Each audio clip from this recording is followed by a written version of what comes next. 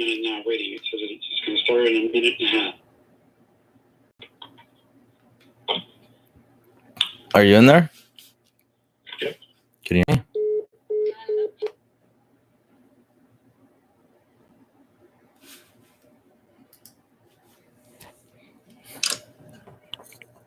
Can you hear me now?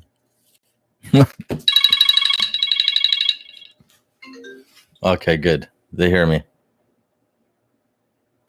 Hello? Yes. Okay, thank you. Okay, perfect. Thank you, Roger. Bye. I don't get it. I don't understand. YouTube doesn't like my microphone. This is the second week. I don't understand why. Why does that happen? I don't think it likes my microphone. Yes, this is the correct chat, Sandy. Okay, good. All right. You can hear me now. There we go. Oh, it's good team, huh? Reset your computer. Oh my goodness. So how is everybody doing? I guess we'll give it a couple minutes until everybody else comes on here. But how is everybody doing so far in the steps? It's nice to hear people telling me that certain situations have happened and my voice is constantly in their head, which is great. It's nice that these steps are really starting to open people up, right? Brianna, doing better lately. That's great. What's changing? That's what I want to hear. It's one thing to say I'm doing better, but you have to really acknowledge why you're doing better. That is extremely important. Kelsey, hello. How are you, Kelsey? So acknowledging it is a big thing that we talk about in step one, right? Taking ownership for things. We get deeper into it during the course of the program, but that is one of the biggest things, is being able to take ownership. It's huge because we start looking, we stop looking and putting the blame on anything that is outside of us, when the reality is these are all things that are internal. Phoenix, hello, how are you? I found some hobbies and volunteer work to do instead of staying home 24/7. I don't currently have a job. It's fine, Brandon. You know what? It's fine. You know, if you're getting out there in the public and you're doing things that you're enjoying, I don't want to say it's a distraction, because really it's not. Doing these hobbies and doing volunteer work and being able to get out is extremely important, especially if you're staying present. If you're staying present, and you're staying aware, and like we talk about taking the ownership, right? That's what we need to do. So, you said you're doing better lately. So you really need to focus on what the difference is. So you're getting out. So these are the things that you need to start taking appreciation for, right? And understanding that a lot of these things that we feel and things that happen to us are all internal. And the more we can take the ownership for it, the more we will be able to learn and grow. With anxiety and depression, we fall into these comfort zones all the time, and I say it all the time. Anytime you're comfortable, you're not growing. You should be challenging yourself. Some of the greatest minds in the world say you should do one thing a day that you fear. I mean, I don't know how many things we can possibly fear in life, but the reality is there are many, especially with anxiety, because it really closes our world in, and we lose touch of it, and we create those false realities. Adrian, my brother, how are you, bro? Misty, I made 2 calls today and booked an appointment for house repairs. Good. I felt stressed a few seconds before the call, but as always, I'm fine during the call. So it's the anticipation, right, Sandy? So this is the thing. After that call's over, you think, oh, okay, that's great. It's over. It's done with. It is what it is. And you don't really go back to the anticipation part. What is it that you think that would have went wrong in that call that would have caused you anxiety prior to making those calls? When every time you've been on that call, I'm sure there was a time where the call didn't go as smooth as planned, and you handled it. You dealt with it. right? So that anticipation, because with anxiety, with fear, if you all think about it, anytime we've had anxiety or feared anything, it was always just the anticipation. Once it happened, we were fine. So why not try concentrating on the anticipation instead of the exact fear that we feel that's in front of us? Because it's usually always just the anticipation of it. More so when we're talking anxiety and depression. This is Tim. Hello, Tim. How are you, buddy? I figured. I just didn't know if it was you or Melissa or even Phoenix. I have a little anxiety because I'm having a procedure Monday, but I'm happy since I'm seeing family Saturday and getting a little pet therapy in the process. That's excellent, Kelsey. That's excellent. And I know, Kelsey, I know a lot of your story, and I know you've had many procedures in the past. So this one is just going to go the same way. But once again, Kelsey, as we spoke, it's always that anticipation of things, right? That's usually what it is. Adrian, doing great, still working, listening while on top of an elevator. Oh, Adrian, brother, please be careful, bro. Please, please, please be careful. We need you, my friend. Missy, I got the appointment information, totally forgot that she would need my address. I hesitated constantly and I talk like a child. Okay, so I didn't hang. I just realized I hadn't given her the information. You didn't hang up. So, I mean, this is the thing. When you say, what do you mean you talk like a child? Is it like something that gets you nervous? Like, what do you mean I talk like a child? You totally forgot that she would need your address, which is fine. These things happen every single day. It's not the end of the world. And this is what we need to tell ourselves. Every problem has a solution. It's really no big deal. A lot of times it's the reaction from the other person that we hesitate on, and it's that anticipation. But when you think about it, even if the other person has had a horrible day, even if the other person was, it's a busy day for that other person, they're frustrated. We've all been there. We've all been there. We can't take that stuff personally. I'm sure all of us have been in a bad mood where we want to, expunge that negative energy on other people. It's not the person that's in front of us. It's us. And this is the thing. When we're dealing with people and they're in those bad moods, it's not them. It's how we're taking it. Right? You get what I'm saying? We can't allow that negative response to create a negative reaction because it's just not worth it. Whatever it is that they're going through, that's on them. Don't allow it to be part of your problem. Find that solution. And usually the solution is just being happy and understanding that they're in a bad mood, and it's totally fine. We're all allowed to be in bad moods. We're all allowed to have those moments. And not every day is going to be a good day, but it can be a good day if you're paying attention to what that day is trying to teach you. So even with those bad days or those negative days, you can always turn those into a positive. I assure you, there's always a positive to every negative that is out there. I am nervous. I make mistakes, repeat myself. That's fine. Sandy, you're not used to that, right? Because that's something you've always shied away from. That's something you've always feared. You've always feared being on the phone. You've always feared talking on the phone. So the reality is this is something that you need to gain some experience on. There's nothing wrong with that at all. People, believe it or not, more people than you think have patience. They do. There's a lot of people out there with a lot of patience. There's no need to get flustered. It's about you. It's not about them. This is all about you. So use it as a learning experience. Brianna, exactly. I don't like not knowing how the other person will react to me, the anticipation of the unknown, which is what anxiety is, right? So it's ultimately the irrational fear of the unknown. But this is the thing, Brianna, who cares? It's going to pay no consequence to you. Listen, we're not talking about something where there's going to be these rash reactions, right? Where it's life or death situations. Because in those moments, we automatically know what to do. I mean, it's a subconscious thought. But when we're talking to other people, a lot of times, most people that suffer from anxiety and depression, we tend to fear confrontation, and if you think about the way you live your life, because we're always so concerned or scared rather of what the other person is going to say or think. We stop living for ourselves. What you're doing, Brianna, is you're living for everybody else. And then you end up living in this internal hole. It's not worth it. It's really not worth it. You have to be delicate. I mean, I'm not saying for all of us to go offside and just start saying everything that we're feeling.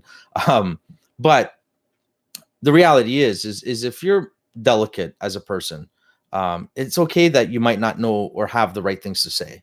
And it's okay. You might not be able to articulate your words because you're tired or you're nervous or the anxiety's there. That's fine. You just need to take your time and have patience with yourself. Give yourself more credit. You're so much stronger than you think you are.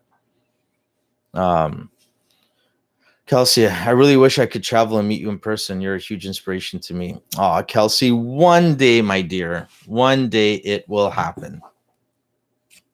One day we will make it happen. It's definitely not an issue. We're going to be doing a lot of travel. But yes, I do a lot of talks. I was booked on, I think, 4 or 5 talks just pre-COVID throughout the States and stuff. I know I will be in New York, in Long Island, Saturday, July 24th. We're doing a TikTok meet and greet and a talk. Then I will be in Florida, June 5th, 6th, I think it is, for another talk and meet and greet, which will be kind of cool. So I will be around. I definitely will be around, and hopefully we can get out there and meet as many people as possible. It's different, right? It's different meeting somebody in person and being able to have that one-on-one, face-to-face conversation with them. Brianna says, you're right. I spent 25 years living for other people, and lately my choices have been for me. It's scary, but I'm happier. Finally did something for me no matter what someone else thought. I couldn't have been more prouder reading that. I'm going to read that again. I spent 25 years living for other people, and lately my choices have been for me. It's scary. Of course it's scary because it's new, but it also should be exciting. You see, things like fear and excitement, they run along the same, let's say, tracks. So these chemicals that are reacting with fear and fear, anxiety, and excitement, it's on the same train. You know what I mean? It is on the same train. So if you really think and you remove the pattern of anxiety and fear, you will feel that excitement. It won't be so scary. It will be exciting. You'll have that little nervous feeling, but when you're able to make changes and do things that are different that you've never done or you haven't been used to, you're coming out of your comfort zone, and you're never growing when you're inside of a comfort zone. You need to remove yourself from that comfort zone. That's how we grow, and it's, when you say stuff like, you're happier, it's amazing that you're happier. And I think that's the only way to be able to become happy, is because you're finding yourself finally. Finally did something for me, no matter what someone else thought. When you think about things like that, we're living our lives for other people a lot of the times. And a lot of times people suffering from anxiety and depression, we tend to do that. It is very common. It is very common. So don't beat yourself up about that. It does happen far more often than you would think. And that's because we're not happy. So because we're not happy, we try and distract ourselves by making others happy. Because we suffer from those insecurities that we've acquired during the course of anxiety and depression. Naturally, when somebody's insecure, what are you doing, right? You're trying to be somebody you're not. You're trying hard to impress other people, and everybody has a different way of doing it, right? I'm not saying that, I don't want you to think we're all going out there and, being bougie about it. But the reality is when you are insecure like that, you usually become a people pleaser, right? More so than just trying to please yourself.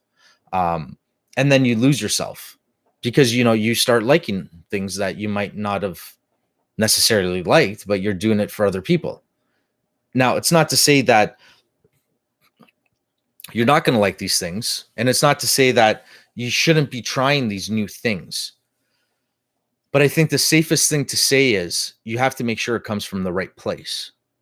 Doing something because you feel you're obligated to do it, doing something because you feel that it's going to make other people happy, versus doing it because you truly, genuinely want to do it, are two totally different worlds. So the same thing that you're doing for other people, because of other people, you might not enjoy as much, but you can do the exact same thing for yourself, trying it out, and chances are you might enjoy it. You see, when you're doing stuff like that, you're not present, you're not aware. You're doing all these things for other people. You're not aware. You're not being present yourself.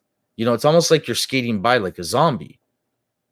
But when you're actually able to do these things for yourself, it creates a whole new relationship with these things that you want to do. So keep that in mind. When you're going to do things, do them from the right place. Do them from the right space. What about Michigan? I will be in Michigan. I definitely will be in Michigan.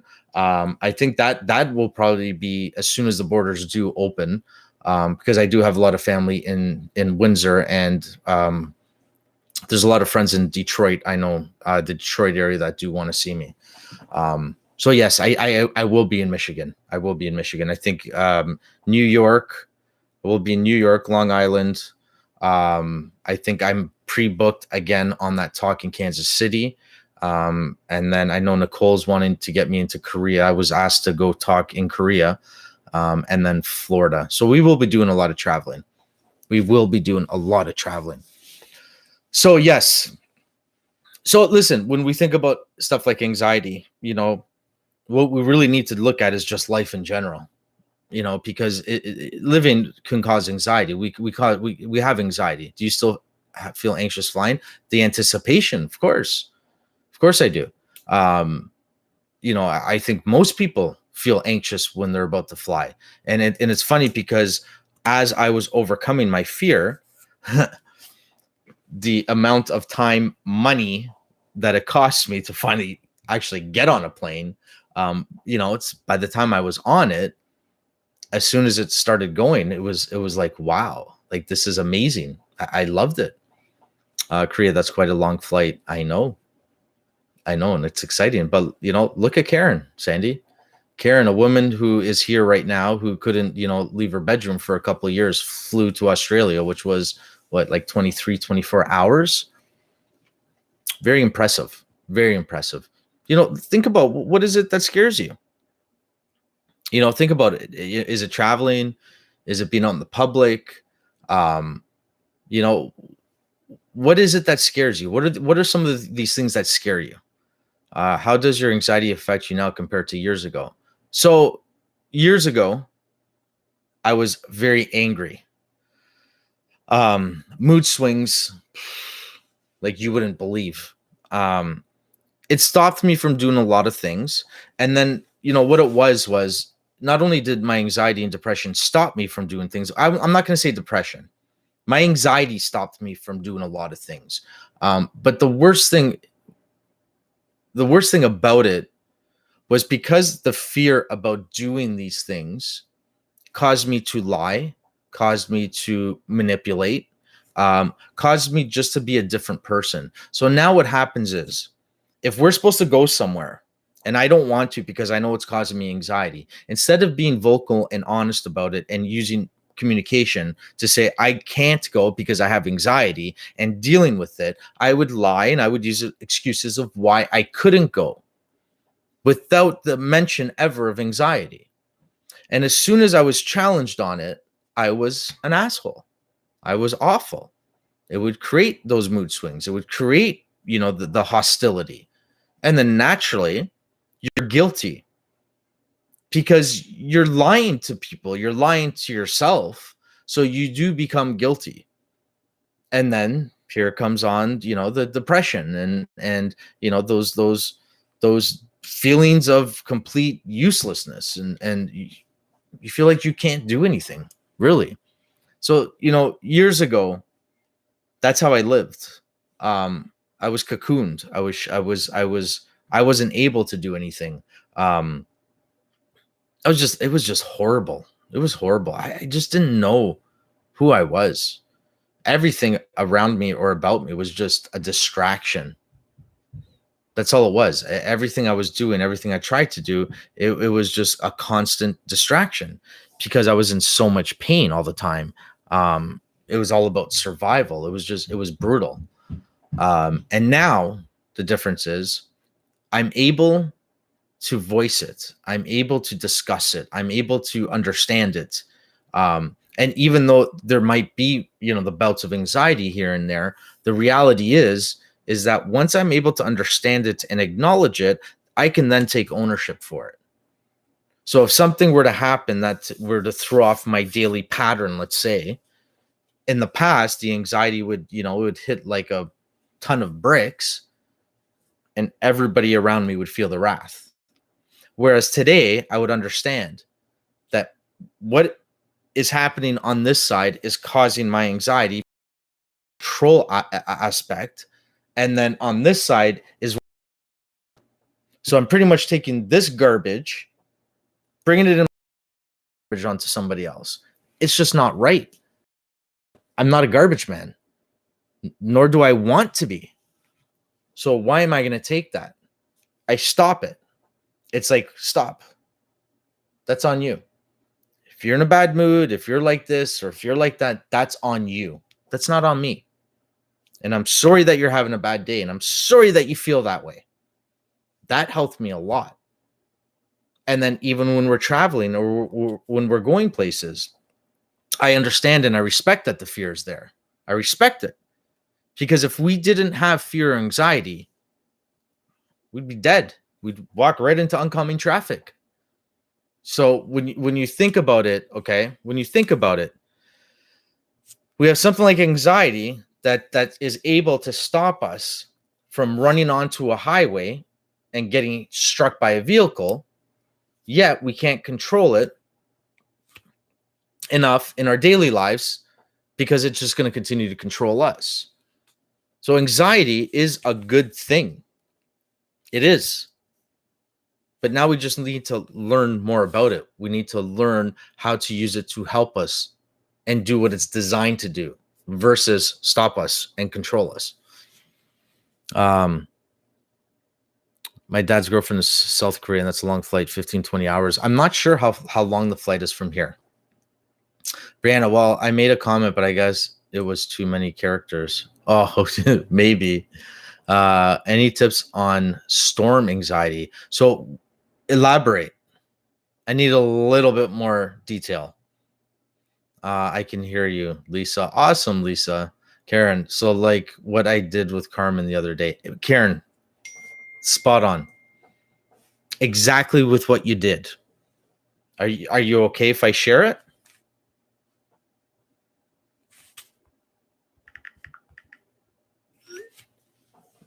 Brianna, I have some weather anxiety, not thunderstorms, but hurricanes. You've got to prepare, watch the news, and sometimes fleeing and returning to damage. I have some weather anxiety, not thunderstorms, but hurricanes. So in the hurricanes, you're saying you've got to prepare, of course, watch the news, yes, and sometimes fleeing and returning to, yes. I mean, that's just you preparing yourself, right? I mean, you hear about a storm coming on, of course you're going to get anxiety because it's not easy, especially it depends on where you live. Sandy herself is in Florida. So that's like, I think hurricanes were invented in Florida. So yeah, I mean, preparing yourself is great, but I mean, that's what anxiety is for. It's to prepare you. It's to help you. So Karen had a situation where she was at a plaza with two of her workers.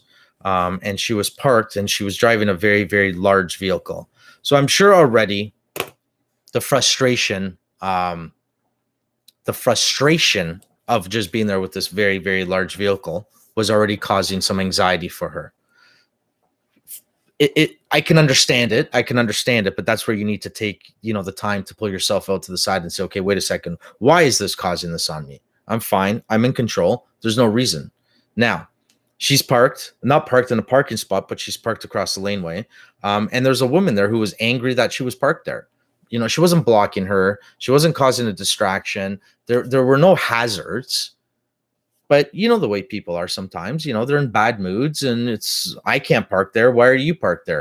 It happens all the time. Now, you know, also Karen was only parked there for a little bit of time because somebody just really had to run into somewhere.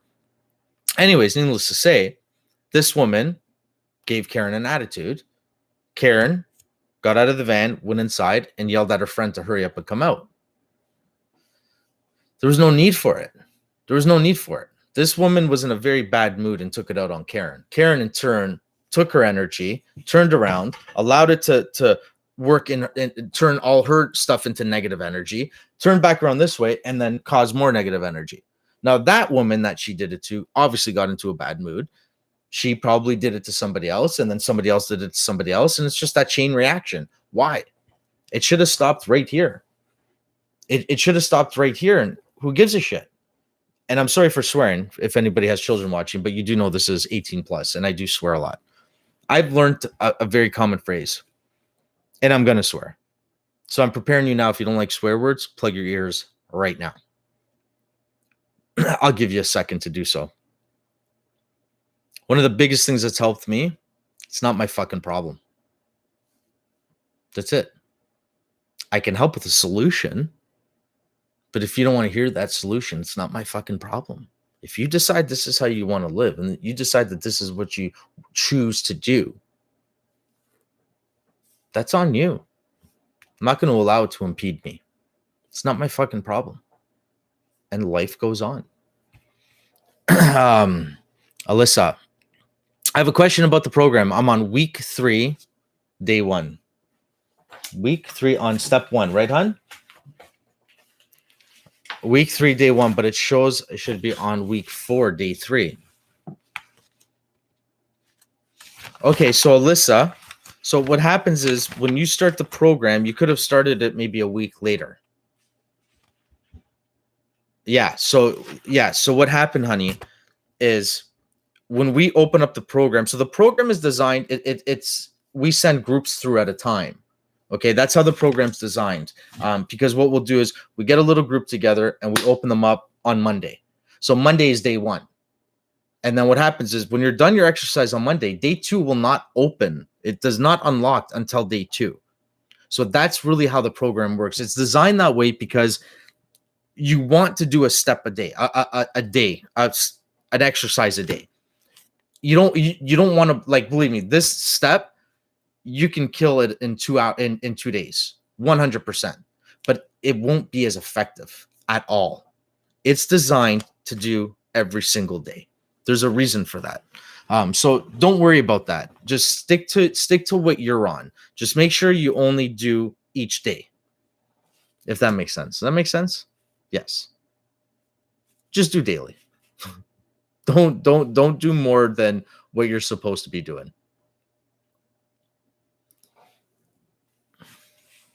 Hope that answered your question. Week 3, day 1.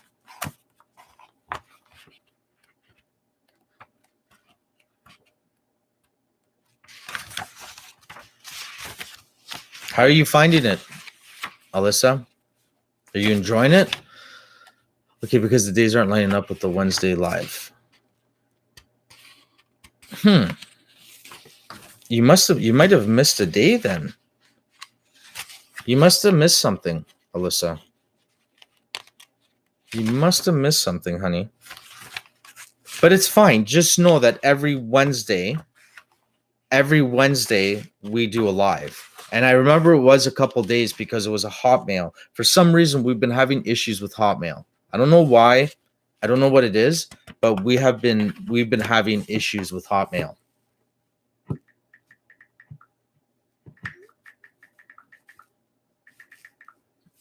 Yeah, we've been having major issues with Hotmail for some reason, but it's fine.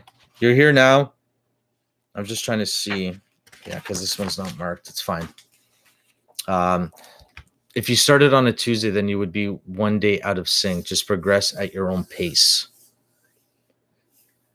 Don't go too far ahead. Don't go too far ahead though.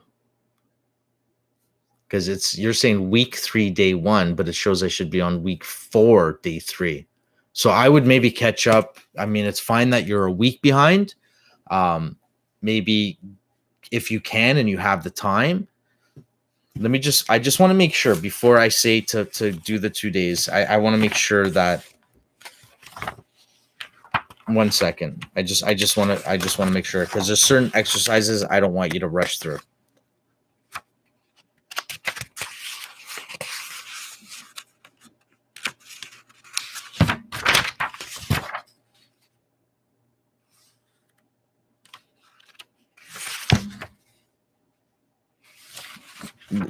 Those are Alyssa, those are really important.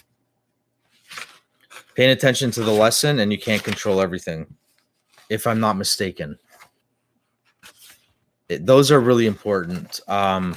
Maybe what I would do is do an extra day on the weekend if you get a chance. You know, we have one where it's like a selfie thing. You can even skip that. It's fine. Upload a selfie. You can just skip that. And then just go right to challenging the comfort zone.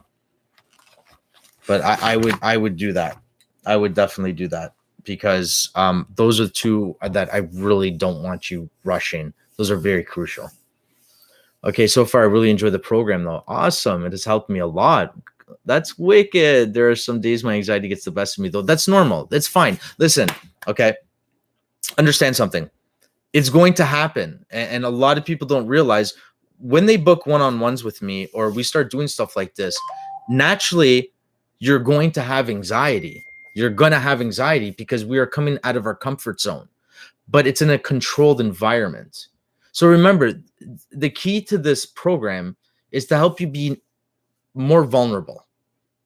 Vulnerable is meaning you're going to have an open mind. So yeah, you're going to have anxiety and you might get hurt and these things are going to happen. But the reality is you're able to learn from them. You're coming at it from a different space, as opposed to pre-program, pre-awaken. You were being very vulnerable. You're being very naive. You get the difference? What I'm trying to say? We became naive. We just believe these things. My phone is always going crazy. You know, we just believe these things. And that's where anxiety really takes hold on us. You know, we become naive. We create these false realities. We lose that relationship with vulnerability, and we become naive. We believe, no, I can't do that. I have anxiety. I can't do this. I'm scared of that. I can't do this. This is going to hurt me. Being vulnerable means it might hurt me, but I'm going to learn from it, and it's going to make me stronger. Do you see the difference? Massive difference, guys. Massive difference. So when you think about it, a lot of times when you think of vulnerability, ooh, it's bad. You know, ooh, vulnerability. You can't be vulnerable. You're better off being naive then. You just want to believe all this nonsense and you're going to get stuck in that pattern. I'd rather be vulnerable. Open myself up. I might get hurt. See what happens. I want to learn from it though. It's mindset, right? It's all about mindset, guys. Missy, good to see you right here, Lisa. Hope you're doing well. Lisa, Anthony, isolated from accident from 2019, 2020. Seen no one but hubby, daughter, and grandkids. I was having hallucinations and hearing voices. The stigma is bad here. Oh, my dear. I'm going to start 2 if compatible. Oh, Lisa, honey. I hope you're okay. I hope you're okay. And obviously, Lisa, you know, you've come to the right place. You've come to a safe haven. You've come to a place where you're able to talk and to let these things out, you know? But yeah, so that's the reality of our program, guys. I really want you all to be vulnerable. I do. I want you all to be a little more vulnerable, because there's nothing wrong with that. There's nothing wrong with being open, as long as you're in the right space to learn from it. So that's all. You guys are awesome. Continue moving forward. Continue with the steps. Hang on. So Alyssa says, okay, because it says I have 3 days left. What happens after? So what do you mean? Okay. So if it says you have 3 days left, if you're on week 3, day one. You can finish everything. You'll be fine. It doesn't lock you out. And then after that, you move on to step 2 if you choose to.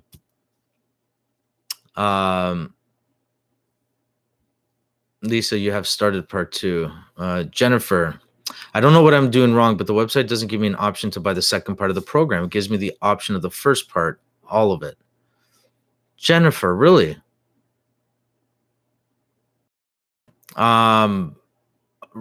Roger, are you still on here? Jennifer, can you send an email to roger@iamhere.org, and he will definitely be able to guide you through that. I don't know why you wouldn't be able to buy the second part. A lot of the people that are on here right now were able to purchase the second part. So you should be able to buy the second part of that program. Every step should be able to be purchased individually. So if you can, Jennifer, please email Roger, ROGE.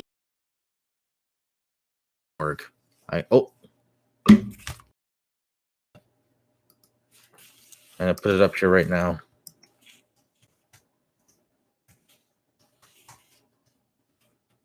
Oh, support, sorry.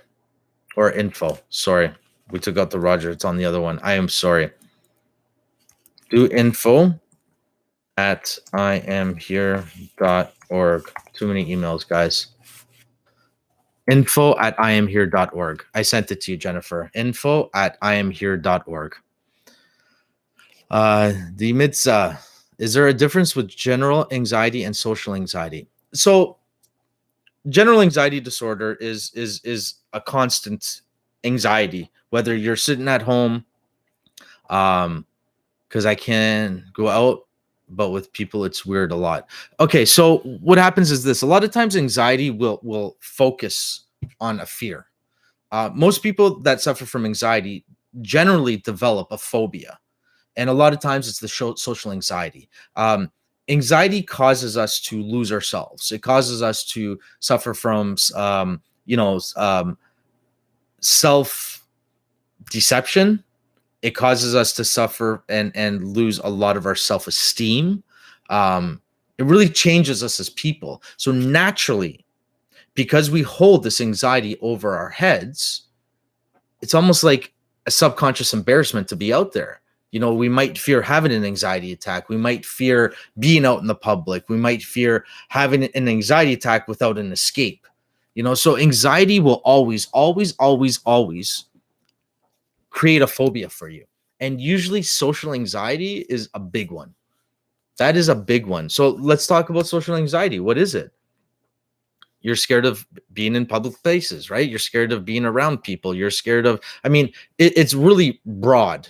But at the end of the day, I'm sure you're okay at home with maybe 3 or 4 people. But if you were to go to a shopping mall that is really busy, you would have anxiety, right? It's overwhelming. How that comes to play is we create these false realities. And what ends up happening is it continues to push us further and further and further away from reality.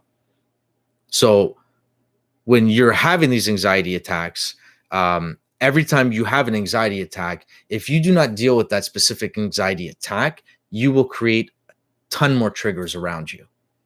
And it creates huge problems with our self-esteem, with our security. And, your sympathetic nervous system is constantly, being driven at 100 miles per hour. So when your subconscious mind is having this imbalance with your response system, and then you throw anxiety into play, and then you have your other systems that are overworking, trying to compensate for what is going on, it creates anxiety. It creates a huge problem, and you don't feel safe. Your sympathetic nervous system is what causes a lot of the guilt, paranoia, and with anxiety, that gets activated more so than not. So naturally, it is very difficult and hard to be around people or out in public places. I hope that makes sense. Demiza, is it Demit? I can. You got to see when I do TikTok lives and we got hundreds of people in my live. I can't pronounce people's names for the life of me. Please don't get offended. I'm going to call you D9. That's what I'm going to call you, brother. D9. Okay, so Brianna says, so people tell me I'm too quiet when I'm around a group of people, but I feel I'm just observing, listening. Is that anxiety? Not necessarily. I mean, if you're just enjoying yourself and you're one of those people that just like listening and observing, there's nothing wrong with that. I don't find anything wrong with that at all. But if they're noticing that, it could be that you've just fallen, comfortable to that. So this is a false reality that you've created where it was so uncomfortable for you to be around people. You never liked to engage in conversation because of the anxiety. So now what happens is this is a false reality. This is a perfect example of a false reality that you would create that, oh, I'm just quiet and I just like listening. That's a way that your brain is trying to protect you. So now instead of being in those situations where it's filled with anxiety, where, I can't talk, I better not say anything, I'm just going to listen. Now it's like calm. But it's a false reality. So it will overcompensate other parts of your system. So now what'll happen is, because it's a false reality, you think you're okay that I'm just listening and observing, but the reality is your energy, your true energy, your true self is showing a different, maybe facial expression. It's putting off a different energy. So that's something you need to be mindful to as well. I've been working on it for years and it's okay sometimes, but it comes up a lot. I think you're right about safety. Of course, you want to be in that safety net, right? That's what anxiety does. It wants to protect you. Anxiety becomes addictive. Anxiety becomes very addicting. We feel that without it, something bad's going to happen. It's okay. I can deal with this anxiety. And, as long as this is the way it's going to be and I can control everything. And, that's how we feel. We feel that anxiety is making us control everything. So we're going to be okay. Well, it does, but it doesn't have to be to that degree. It doesn't have to be overboard the way most of us allow it to. Makes sense. Thanks, bro. Absolutely. Jennifer, email sent. Awesome. What's a good way to start fixing that if that's the case? Well, Brianna, it's great to sit there and observe and to talk. And I love that. And I love that you're doing that. Try engaging. So a great way to start the transition is when you're in those situations and you want to learn to engage, a good little secret is learn more about the person that's talking. Ask questions. They say, oh yeah, me and my husband went on a trip last year. Oh, really? Where'd you go? Envision what they are saying. Everything they're saying, envision it. So if they're talking about somebody, who was it? What did they look like? And where were you? And, just little questions, just so you can really paint a picture of what this person's talking about. They'll appreciate it a lot. They will appreciate that a lot, and you get to learn so much. That's in step 3. We talk a lot about communication, which is huge. Within the steps there, it's just, general life. And communication is one of them. It's a very big thing. So when you're saying, what's a good way to, I don't want to say fixing, we're not broken. We're definitely not broken. When you're saying fixing, the language is very important. Always remember that. I'm big on that. Language is very important. When you say things like fixing or, right and wrong, we're talking things like pride and ego. This is what works for you, Brianna. This is what works for you. So is it working for you? Are you truly content and happy with this? If not, you can explore other options. So it's not like you're wrong for doing it. Don't ever think that. You're not wrong for doing what you're doing. But what you are doing is working for you right now. And if that's because of the anxiety, honey, that's fine. But now let's work on something different. Just try engaging a little bit and see how you feel. So yes, so next Wednesday, everybody, you guys are amazing. I hope that I'm positive, Jennifer, that positive that they'll fix the problem there. I'm not a technical person. You can see that I can barely turn on my microphone. So we will definitely, I'm sure they will definitely take care of that. But I will see you guys I think we're on next Wednesday. I don't know if there's a pause in between when we start the next step and what is happening with that, but we'll figure it out. But guys, I love you all. You all are a blessing. You are all amazing. I'm so proud and happy and honored that I'm able to be on this journey with all of you. And until the end of time. So you guys all heard that. Yes, next Wednesday, until the end of time, I will be here. I love you all. I will see you soon. Take care, everybody. Bye.